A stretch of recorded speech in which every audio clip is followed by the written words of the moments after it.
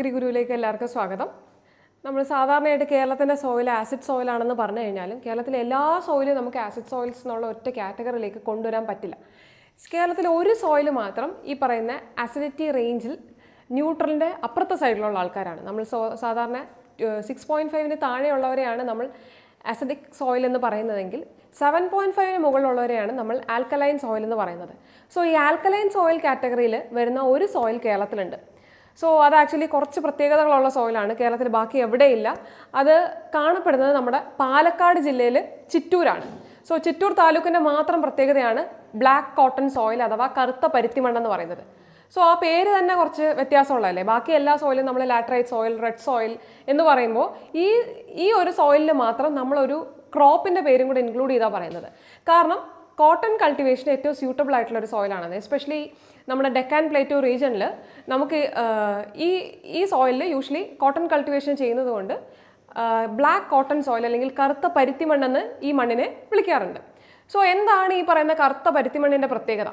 So black cotton soil എന്ന് പറയുന്നത് അത് ബേസിക് ഇൻ റിയാക്ഷൻ ആണെന്ന് ഞാൻ ആദ്യമേ പറഞ്ഞു. അതല്ലാതെ ഇത് കുറച്ചും കൂടെ ക്ലേ റിച്ച് ആയിട്ടുള്ള സോയിലാണ്. ഹൈ ആക്ടിവിറ്റി ക്ലേ റിച്ച് ആയിട്ടുള്ള സോയിലാണ്. എസ്പെഷ്യലി നമ്മുടെ മോൺമോർലൈറ്റ് പോലത്തുള്ള ക്ലേ ഉള്ള സോയിലാണ്. സോ ഈ മോൺമോർലൈറ്റിൻ്റെ പ്രത്യേകത എന്താ? അത് 2:1 ക്ലേ ആണ്. സ്വെല്ലിംഗ് ടൈപ്പ് ഓഫ് ക്ലേ ആണ്. അതായത് വാട്ടർ പോലത്തുള്ള മോളിക്യൂൾസ് വരുമ്പോൾ അത് ആ ക്ലേ ഇതിനെ വാട്ടറിനെ അബ്സോർബ് ചെയ്യും. സോ അങ്ങനെ സ്വെല്ല് ചെയ്യും. പിന്നെ അത് പുറത്തേക്ക് പോകുന്ന സമയത്ത് നന്നായിട്ട് ഷ്രിങ്ക് ചെയ്യും. അന്നേരം ഈ ക്ലേസിന് നമ്മൾ സ്വെൽ ആൻഡ് ഷ്രിങ്ക് ക്ലേസ് എന്നാണ് പറയുന്നത്. അപ്പോൾ ഈ സ്വെൽ ആൻഡ് ഷ്രിങ്ക് ക്ലേസ് കൂടുതലുള്ള ടൈപ്പ് ഓഫ് സോയിലാണ് നമ്മുടെ ബ്ലാക്ക് കോട്ടൺ സോയിൽ എന്ന് പറയുന്നത്. സോ ഹൈ ബേസ് സാച്ചുറേഷൻ ഉള്ള സോയിലാണ്. അതുപോലെ തന്നെ ഫ്രീ കാൽഷ്യം കാർബണേറ്റും ഉള്ള സോയിലാണ്. സോ ഫ്രീ കാൽഷ്യം കാർബണേറ്റ് എന്ന് പറയുമ്പോൾ കാൽഷ്യം കാർബണേറ്റിൻ്റെ നോഡ്യൂൾസ് അല്ലെങ്കിൽ കാങ്കേഴ്സ് ചില സമയത്ത് ഈ സോയിലിൽ ഉണ്ടാവാറുണ്ട്. അപ്പോൾ നമ്മൾ എങ്ങനെയാണ് ഈ കാൽഷ്യം കാർബണേറ്റ് നോഡ്യൂൾസ് ഉണ്ടെന്ന് നമ്മൾ മനസ്സിലാക്കുന്നതെന്ന് വെച്ച് കഴിഞ്ഞാൽ ഈ സോയിലിലേക്ക് നമ്മൾ കുറച്ച് HCl ആഡ് ചെയ്ത് കൊടുത്താൽ മതി. അപ്പോൾ HCl ആഡ് ചെയ്യുമ്പോൾ എഫർവസൻസ് അല്ലെങ്കിൽ ചെറിയ രീതിയിൽ ഫ്രോത്തിങ് ഉണ്ടാവുകയാണെങ്കിൽ that is due to the presence of or evolution of carbon dioxide.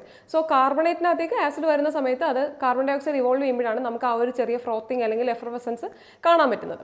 So ഇതാണ് ഈ സോയിലിൻ്റെ ഒരു പ്രത്യേകത. ബാക്കി ആസിഡ് സോയിലിലേക്ക് വരുമ്പോൾ ഇതിനകത്ത് ഈ ഫ്രീ കാൽഷ്യം കാർബണേറ്റ് ഉണ്ടാവാറില്ല. ഈ സ്വെൽ ആൻഡ് ഷ്രിങ്ക് പ്രോപ്പർട്ടി ഉള്ള സോയിൽ ആയതുകൊണ്ട് തന്നെ ഈ സോയിലിന് ക്രാക്കിംഗ് ബിഹേവിയർ ഉണ്ട്. അതായത് നല്ല ഉണങ്ങി കിടക്കുന്ന സമയത്ത് ഇങ്ങനെ വിണ്ട് കയറിയിരിക്കുന്ന തരത്തിലുള്ള സോയിലാണിത്. സോ ന്യൂട്രിയൻ സ്റ്റാറ്റസ് വെച്ച് നോക്കുവാണെങ്കിലും ഓർഗാനിക് മാറ്റർ ഒക്കെ കമ്പാരിറ്റീവ്ലി കുറവുള്ള സോയിലാണ് ഈ സോയിൽ എന്ന് പറയുന്നത്. സോ അപ്പോൾ ഓർത്തിരിക്കുക, കേരളത്തിൽ നമ്മൾ ബ്ലാക്ക് കോട്ടൺ സോയിൽ കാണുന്നത് കേരളത്തിലെ ഒരേ ഒരു ഇടത്തിൽ മാത്രമേ ഉള്ളൂ. ദാറ്റ് ഈസ് ഇൻ പാലക്കാടിലെ ചിറ്റൂർ താലൂക്ക്. Thank U.